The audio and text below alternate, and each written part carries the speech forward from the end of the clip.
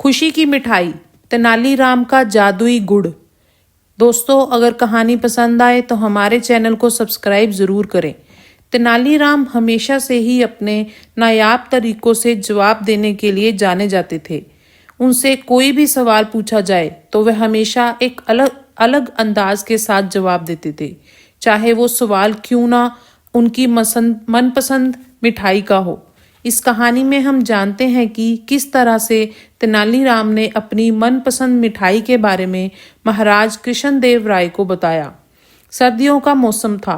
एक दोपहर महाराजा कृष्णदेव राय, राजपुरोहित और तेनालीराम महल के बगीचे में टहल रहे थे और धूप का आनंद ले रहे थे। महाराज बोले, इस बार बहुत गजब की ठंड पड़ रही है। सालों बाद ऐसी ठंड पड़ी। ये मौसम तो भरपूर खाने और सेहत बनाने का है। क्यों राजपुरोहित जी, क्या कहते हैं? राजपुरोहित ने जवाब दिया, बिल्कुल सही कह रहे हैं महाराज आप। इस मौसम में मीठा खाना काफ़ी लाभदायक होता है। जैसे ढेर सारे सूखे मेवे, फल और मिठाइयाँ खाने का मज़ा ही अलग होता है। मिठाइयों का नाम सुनकर महाराज बोले, यह तो बिल्कुल सही कह रहे हैं आप। वैसे ठंड में कौन कौन सी मिठाइयाँ खाई जाती हैं? राजपुरोहित जी बोले, महाराज सूखे मेवों की बनी ढेर सारी मिठाइयाँ जैसे काजू कतली, बर्फी, हलवा, गुलाब जामुन, ये हमारे शरीर को गर्म रखने में काफ़ी मदद करते हैं ताकि हमें ठंड छू भी ना सके। ऐसी और भी कई मिठाइयाँ हैं जो हम ठंड में खा सकते हैं। यह सुनकर महाराज हंसने लगे और तेनालीराम की तरफ मुड़कर बोले, आप बताइए तेनाली, आपको ठंड में कौन सी मिठाई पसंद है? इस पर तेनाली ने जवाब दिया, महाराज, राजपुरोहित जी, आप दोनों रात को मेरे साथ महल के बाहर चलिए, मैं आपको अपनी मनपसंद मिठाई खिला दूंगा। महाराज ने बोला, आपको जो मिठाई पसंद है हमें बताइए, इस महल में ही बनवा देंगे।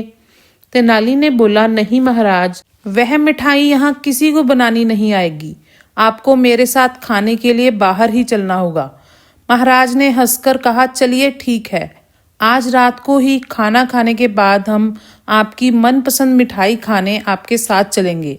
रात को खाना खाने के बाद महाराज और राजपुरोहित ने साधारण कपड़े पहने और चुपचाप महल से निकलकर तेनाली के साथ चल पड़े। गांव पार करके खेतों में बहुत दूर तक चलने के बाद महाराज बोले, हमें और कितना चलना पड़ेगा तेनाली?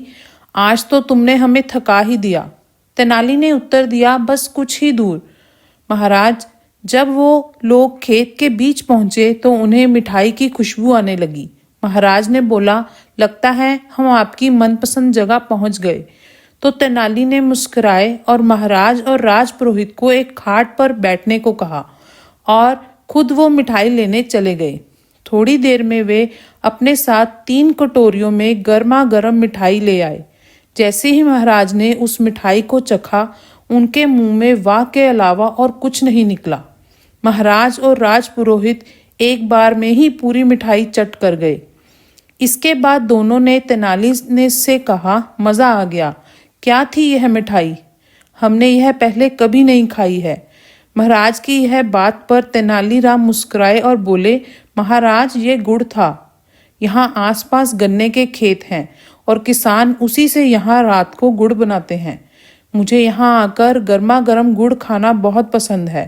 मेरा मानना है कि गर्मा गर्म गुड़ भी बेहतरीन मिठाई से कम नहीं होता और गुड़ हमारे शरीर को अंदर से गर्म रखता है। गुड़ खाने से कई फायदे भी हैं। महाराज ने तेनालीराम की बातें सुनने के बाद उससे कहा, मुझे तो यकीन ही नहीं हुआ कि हम गुड़ खा रहे थे। इसी बात पर हमारे लिए एक कटोरी मिठाई और ले आइए। इसके बाद तीनों ने एक एक कटोरी गुड़ और खाया और फिर महल को लौट गए। इस कहानी से हमें यह शिक्षा मिलती है कि हमें छोटी छोटी चीज़ों में भी वो खुशियाँ मिल सकती हैं जो कई पैसे खर्च करने पर भी हमें नहीं मिलती। सिर्फ फ़र्क हमारे सोचने का है। अगर हम अपनी सोच बदलें तो हम अपने जीवन में किसी भी परिस्थिति में खुश रह सकते हैं। मनुष्य अगर खुश रहे तो जीवन में किसी भी पड़ाव पर वह बीमार नहीं पड़ सकता। खुश रहना अपने आप में एक थेरेपी का काम करता है जो सभी मौसम में आपको तंदुरुस्त रखती है। धन्यवाद। तो दोस्तों उम्मीद करते हैं कि आपको हमारी आज की कहानी पसंद आई होगी। कहानी पसंद आए तो इस वीडियो को लाइक ज़रूर करें, हमारे चैनल को सब्सक्राइब करें और बेल आइकॉन दबाकर तुरंत नोटिफिकेशन पाएं।